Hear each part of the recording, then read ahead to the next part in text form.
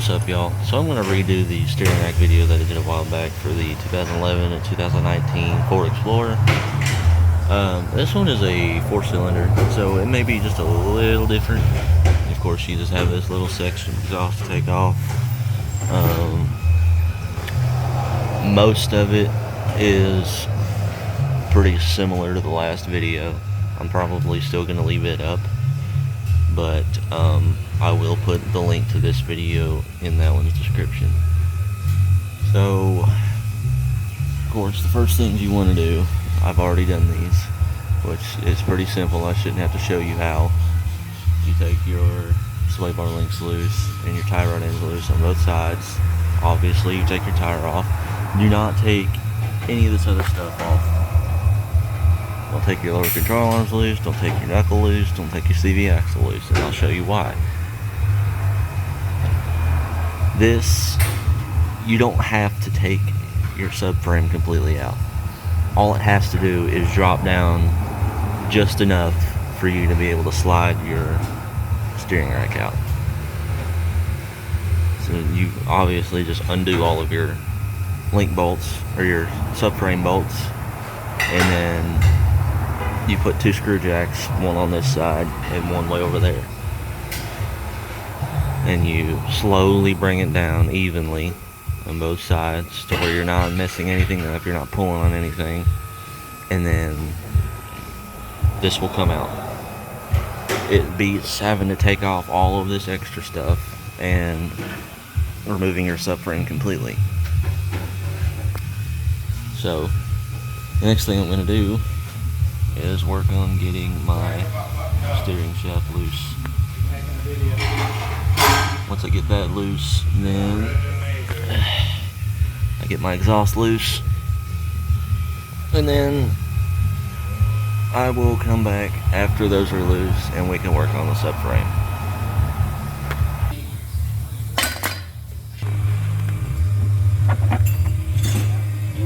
Okay, so those two are out. 15 millimeter. So I don't know if you have the same problem that I did, but this is a bolt. Either they stuck in the Ford or whoever had been in this before. Now, this part really wasn't too hard to take out. You just have to spray some penetrant oil all around it. Make sure that your clamp can at least wiggle just a little bit. You don't have to take it completely off, just only so far. 15 millimeter, and then you beat on the hanger. You can see where I beat, but you take it loose from the rubber part and you beat on it till it comes loose. Just make sure you don't bend the hell out of this.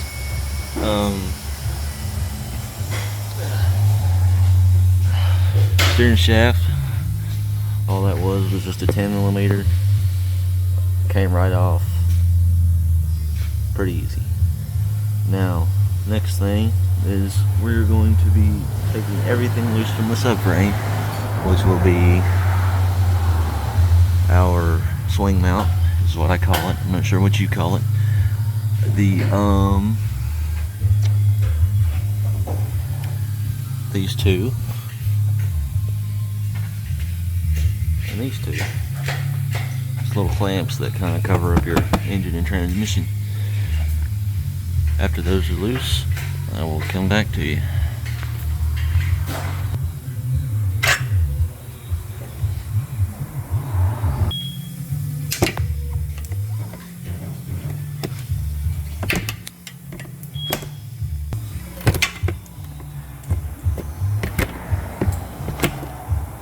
Now that all of those are taken loose, you can move on to beginning to remove your subframe. You can go ahead and take these out. All those do is they just hold on the rack. They just hold it in place. Those can already come out. You got these three, this one, and this one. take all of those loose, but first you're going to want to have your screw jack sitting about somewhere in the middle here. Same one right here, put one right here. You're going to want to bring them down roughly the same time if you can. So I will get all of that set up, and then I will come back to you when I get to it. Another important thing that I almost forgot to mention is that you should take all of your just wiring loose from the rack, because you don't want it to have any stress on it, pull on it, jack up any wiring. You'll have a ground right here. You make sure you remember that goes there. Pull loose all of your heat shielding and should uncover all of the wiring. And there's this little bracket that goes down, and yeah, I think it might just be that one bolt, and there might be one on the other side that holds it. You take all that loose, take your plugs loose, and shove them up there. That way they're not getting squished or anything like that when you put the new rack in. Now here's your heat shield. This is one big piece. There's usually a bolt that sits right there, but it wasn't there. Someone took it out. This one only had 2 bolts holding on to it, this one and this one. On the other side you have this fabric-like piece. This only has 1 bolt holding it on. You get that out of the way, you can see your plug really well. You just see everything you have to take off.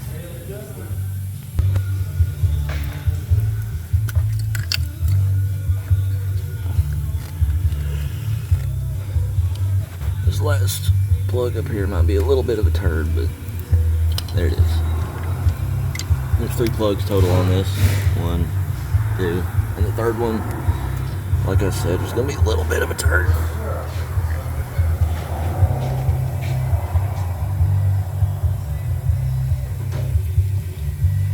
Might help to use some kind of tool to pop it loose, unless you can get lucky. So there it is. Looks like it got wet, which might be part of why it's not working. It's not grease, so there it is. Now I can start pulling the subframe bolts loose.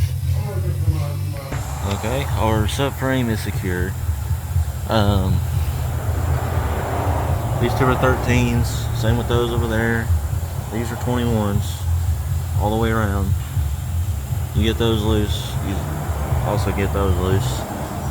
And after that, you will slowly start dropping it down, back and forth, back and forth. I'll show you exactly how I do that once I get these loose. Okay, so I got one part wrong. This right here is a 24 millimeter. This is 24, that's 22. So, yeah.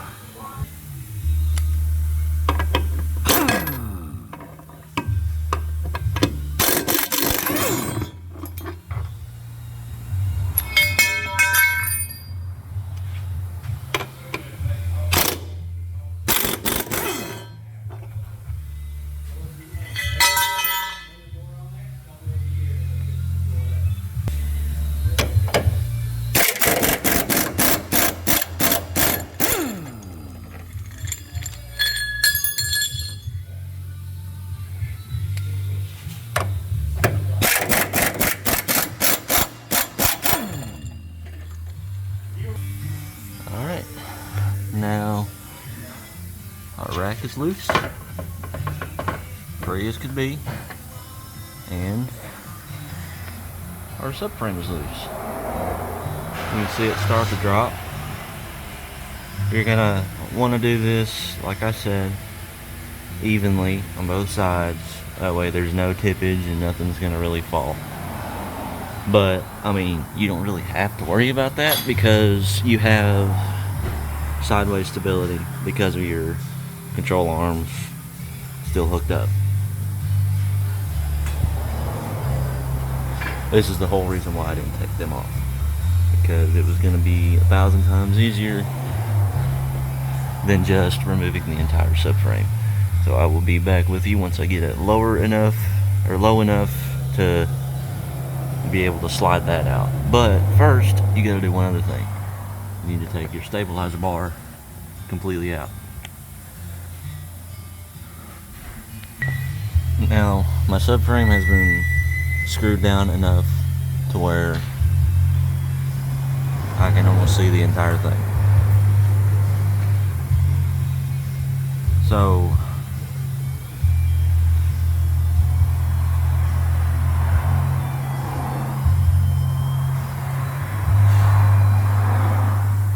apologies.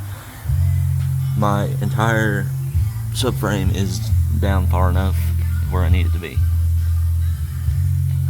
You can see this plenty enough where it'll come right out, but first we need to get our stabilizer bar loose. Now your sway bar links is loose. You may end up having to take them both out at the same time, where your sway bar link or your sway bar kind of just rolls over the rack. Which, if you have to do that, it's really not that hard to do. And apparently I didn't have to take this plug out because it just rolls all the way over here. Now, I'm going to get this out. I'm going to need 2 hands, so I will be right back. There it is. So I was able to get my stabilizer bar out of the way before I took that out. All I had to do was just lower my screw jack just a little more for this to swing over that, which all it did was just moving that forward, or moving the bar up, pushing that back behind it, and then twisting it over to the subframe. Now, usually your new steering rack will not come with tie rod ends, so you're going to have to take those off. And most of the time these have cores on them, so you're going to want to hold on to it, not throw it away, because if you had to buy it, it'll more than likely have a core. Alright, installation is reverse of removal, so it's pretty simple, pretty easy. Alright, see ya.